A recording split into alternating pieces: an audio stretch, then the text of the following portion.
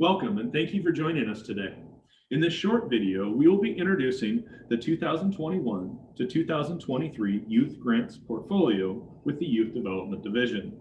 This introduction is to provide a brief preview to the multiple grant options from the Youth Development Division as part of our request for application process to be opened later this spring. My name is Paul Sell, the Reengagement Systems Manager at the Youth Development Division. And I'm Abraham Magana, Community Grants Manager with Youth Development Division. To start off this video, we wanted to give a brief introduction to the Youth Development Division itself. The Youth Development Division functions under the direction and control of the Youth Development Council, or the YDC. The YDC provides direction to the Youth Development Division and oversees a unified system that provides services to school-age children through youth 24 years of age. We focus on educational success, crime prevention, and reducing high-risk behaviors among youth. Our grants are integrated, measurable, and accountable. The youth development scope of work includes community investment and youth re-engagement grant making, juvenile crime prevention grant making, compliance monitoring for juvenile protections, as well as developing a youth re-engagement system. I will be covering what the YDC priorities and goals are, which are to reduce risk factors, remove barriers to education and workforce, increase access and opportunity to youth-serving organizations, support locally driven and community-based solutions, use measurable outcomes linked to program emphasis, expand culturally responsive and appropriate programming, be sexual and gender identity affirming. Here you'll see our grants portfolio made up of two different grant funds here. First, we have our community investment grant and then our Oregon Youth Re-Engagement Fund. Here it is a little bit more specific to initiative, and I'll go over those with you. First, we have our Youth Workforce Readiness Initiative, which supports existing community efforts to provide youth ages 14 to 24 with career exploration and skill development services that will lead to sustainable living wage work opportunities. Next, we have our Youth Promise Initiative, which directly supports youth ages 6 to 24. Now, mind you, it has a little asterisk there. It says that this grant is partially funded through federal Title 20 funds. Again, it supports youth ages 6 to 24 by assisting existing program services in improving and sustaining educational engagement and success for at-risk youth. Then our Youth Solutions Initiative, which supports youth ages 6 to 24 again, with risk factors leading to negative educational and workforce outcomes.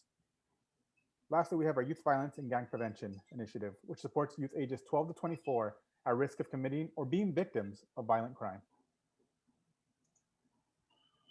Within the Oregon Youth Re-Engagement Fund, we have two separate grants. The first is the Re-Engagement Collaborative Grant, and you'll notice the asterisk there is the Youth Development Division anticipates this RFA launched in late 2021. The Regional Collaborative Grant is designed to support the establishment and coordination of youth re-engagement services, partnerships, and data tracking in a designated youth population, re-engagement service, or service area in support of youth receiving local re-engagement services. The Re-Engagement Opportunity Grant is designed to help support re-engagement programs serving local communities across the state and reconnect youth back to their education in order to complete their high school diploma or GED. In this next slide, we show how our grants or grant initiatives are connected. Those first three grants are really our focus on education completion as well as workforce readiness. You'll notice the Re-Engagement Collaborative and the Re-Engagement Opportunity Grants both have a grant award of $100,000 to $240,000 maximum award. The Youth Workforce Readiness Grant has a grant award of $100,000 to $200,000. Next, we'll cover the Youth Solutions and Youth Promise, which you see in purple, kind of a broader range of services for our youth. Our Youth Solutions in the past may have been referred to, or you may have known it in the past as the Innovation Grant.